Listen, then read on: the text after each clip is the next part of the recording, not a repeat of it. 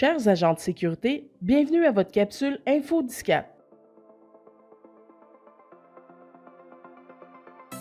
Comme vous le savez peut-être déjà, nous avons créé une série de capsules informatives afin d'aider notre communauté d'agents de sécurité BSP à mieux connaître leur industrie et leur métier.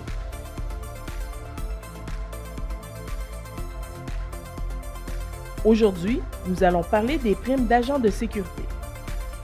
Le décret des agents de sécurité contient 9 primes qui doivent être attribuées aux salariés dans des contextes particuliers que voici. La prime P1 sera versée à un agent de sécurité à qui on demande d'avoir suivi une formation spéciale pour combattre les incendies.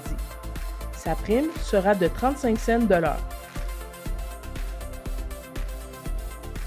La prime P2 sera attribuée à un agent de sécurité qui aura comme fonction d'utiliser un radar ou qui sera autorisé à délivrer des constats d'infraction, notamment relatifs au stationnement de véhicules.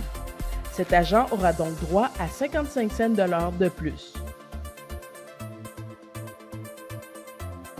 Sachez que la prime P3 d'une valeur de 1,25 $ doit être ajoutée à la paie d'un agent d'intervention à qui on demande d'intervenir physiquement en plus de ses tâches habituelles dans les environnements suivants: institutions ou départements psychiatriques, dans des lieux de garde tels que définis dans la loi sur le système de justice pénale pour adolescents, garde ou transport de détenus adultes, établissements de santé. La prime P4 se divise en deux parties. La P4A sera versée à un agent à qui on demande d'effectuer la tâche de secouriste ou de réanimation cardio-respiratoire comme condition d'emploi.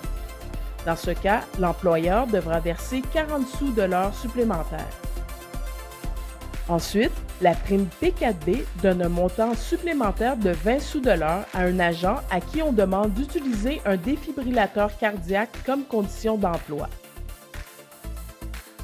La prime P5 concerne les agents de sécurité affectés à la tâche de signaleur routier, à l'exception de celui régi par la loi sur les relations de travail, la formation professionnelle et la gestion de la main-d'œuvre dans l'industrie de la construction.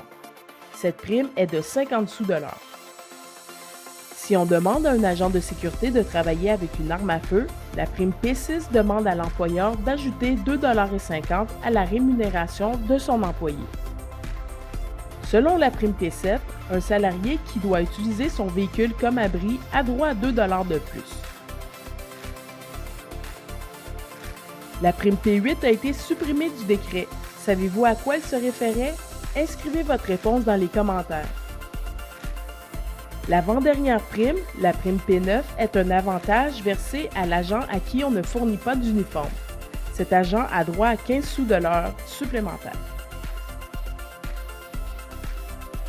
Finalement, la prime P10 sera versée à un agent à qui on exige une attestation de l'Association paritaire pour la santé et sécurité du travail dans le secteur de la construction.